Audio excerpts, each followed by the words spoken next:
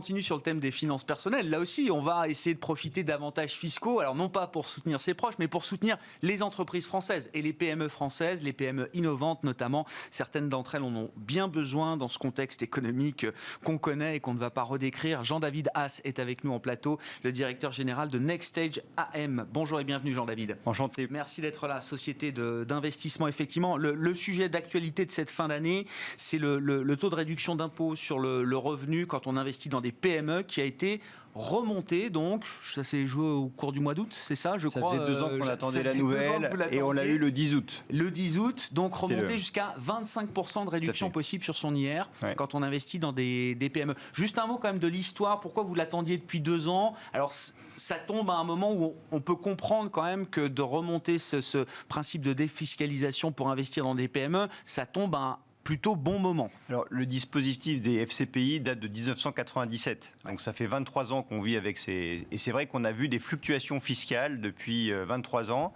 puisque au début, c'était 25%, c'est tombé à 18%.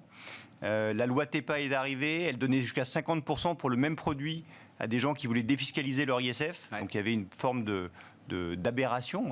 Certains étaient à 18, d'autres à 50 sur le même produit. Et on a beaucoup œuvré pour que cette loi revienne à son origine aux 25%.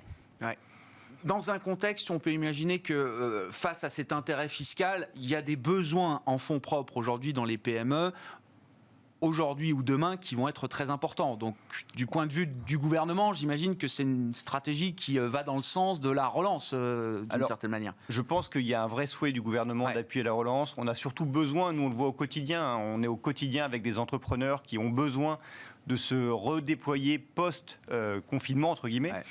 Et c'est vrai que ça vient au bon moment et on va avoir besoin d'une solidarité totale entre les investisseurs, les gestionnaires de fonds et les entrepreneurs pour que justement ça puisse repartir, ça puisse se relancer.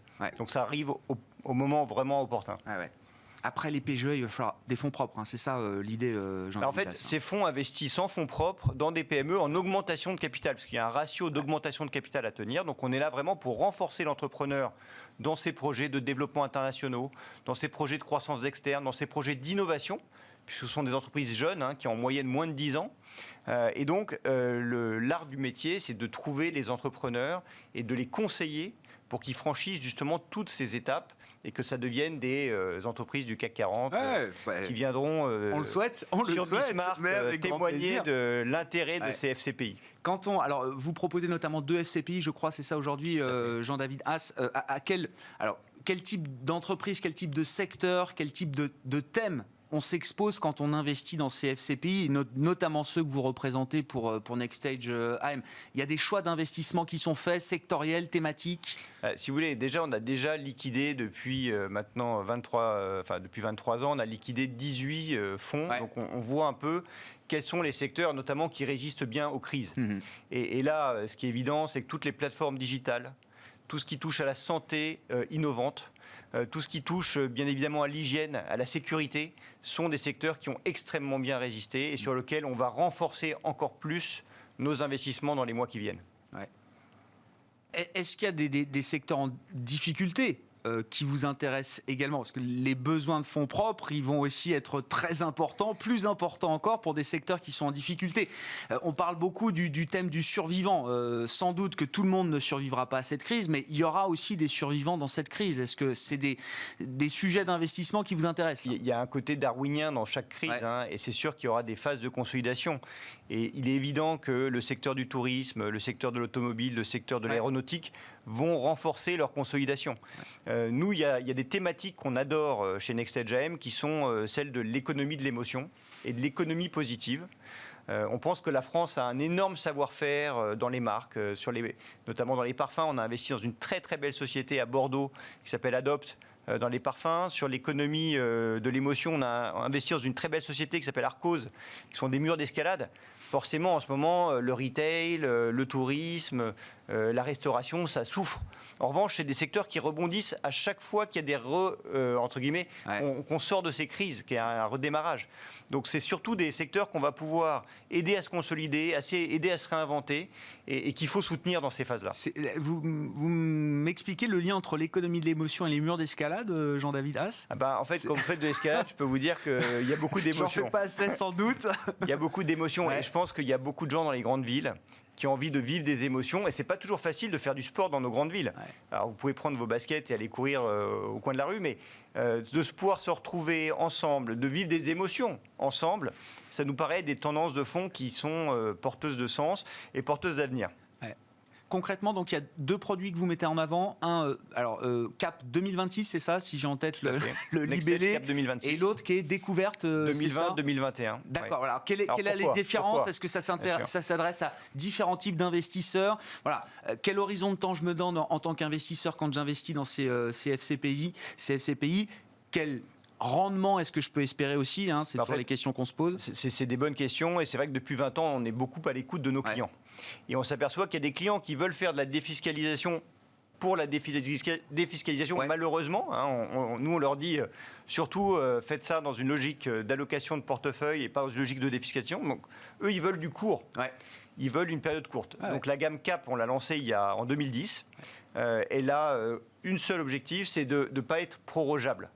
Donc du coup, de pouvoir être liquidé à une date fixe. Donc Cap 2026 sera liquidé en décembre 2026. On a un mois de délai jusqu'à janvier 2027 pour assurer la liquidité. En revanche, on a d'autres investisseurs qui veulent se projeter à plus long terme. Parce que eux, ce qu'ils recherchent, c'est beaucoup plus la performance du sous-jacent. Et donc là, il faut un peu plus de temps quand on fait du capital investissement, parce qu'il faut pouvoir laisser le temps aux entreprises de créer de la valeur. Donc là, on a créé une gamme qui s'appelle Découverte, qui a d'ailleurs très très bien fonctionné pendant la période de crise de 2009. Et donc, les performances qu'on peut attendre de ces fonds, nos meilleurs fonds sur ces produits de défiscalisation ont atteint plus 56%, hors avantage fiscal. Ouais, je comprends. Les plus mauvais, on s'est battu avec l'avantage fiscal pour rendre à peu près le nominal au client. Donc, il n'y a pas eu de perte dramatique. Voilà, sur les 18 fonds liquidés, il y en a 4 où on a perdu de l'argent, mais si on prend en compte l'avantage fiscal, c'est le client s'est retrouvé. Voilà. Et en moyenne, on va chercher des performances de 20-30%, ce qui n'est pas énorme, mais si vous rajoutez l'avantage fiscal, c'est vraiment intéressant et surtout, vous soutenez des PME qui ont besoin de vous. Et en ce moment, encore plus. L'expérience, vous dites combien plus 20 ans d'expérience, c'est ça 20 ans d'expérience. Quelques cheveux gris. Non mais, vous dites c'est le moment d'y aller. Alors, l'aspect défiscalisation, c'est une chose, mais quand on est dans une logique d'investissement, vous dites c'est dans ces moments-là qu'il faut y aller. En fait, c'est toujours le paradoxe de nos métiers, c'est que c'est les moments les plus durs où il faut savoir investir. Et c'est vrai que si on regarde depuis un an, les PME sont à des prix qui sont beaucoup plus intéressants aujourd'hui.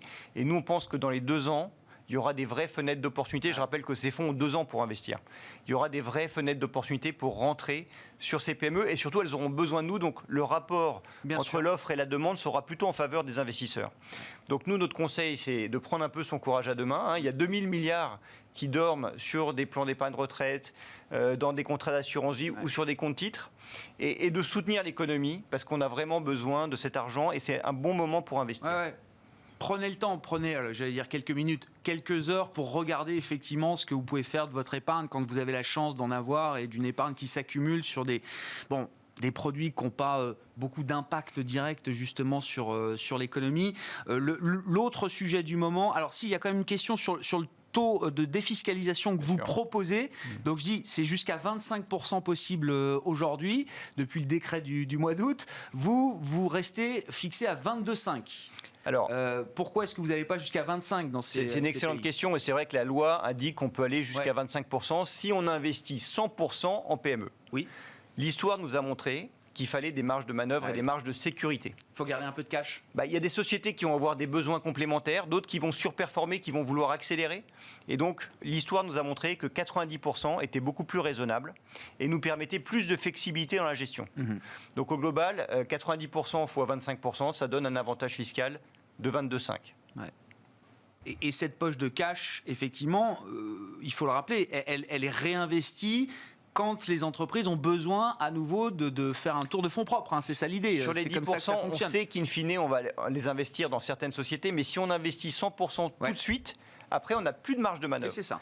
Et je vous rappelle que ces fonds durent en moyenne entre 5 et 8 ans. Ouais. Donc il faut avoir le temps et cette marge de manœuvre pour pouvoir assurer des performances in fine à nos investisseurs. L'autre grand sujet du moment, et c'est vrai que tous les jours on reçoit des communiqués pour nous annoncer que tel fonds a été labellisé Relance. Donc c'est le label qui a été mis en place par la Direction Générale du Trésor à Bercy ces dernières semaines. Enfin, les premiers labels arrivent.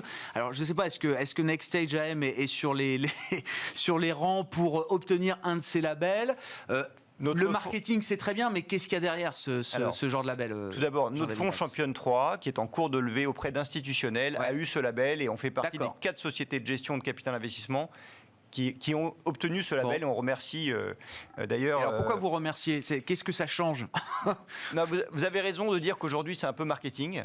En revanche, il y a quand même des avantages à investir via ces fonds de relance. Il y a 2 avantages. D'abord, on va pouvoir avoir accès à des formes de garantie sur certains investissements dans certaines PME. Donc ce n'est pas pour tout le portefeuille, donc on ne peut pas dire que le portefeuille sera garanti, mais pour certains types d'investissements un peu plus risqués, on va pouvoir nous se prémunir.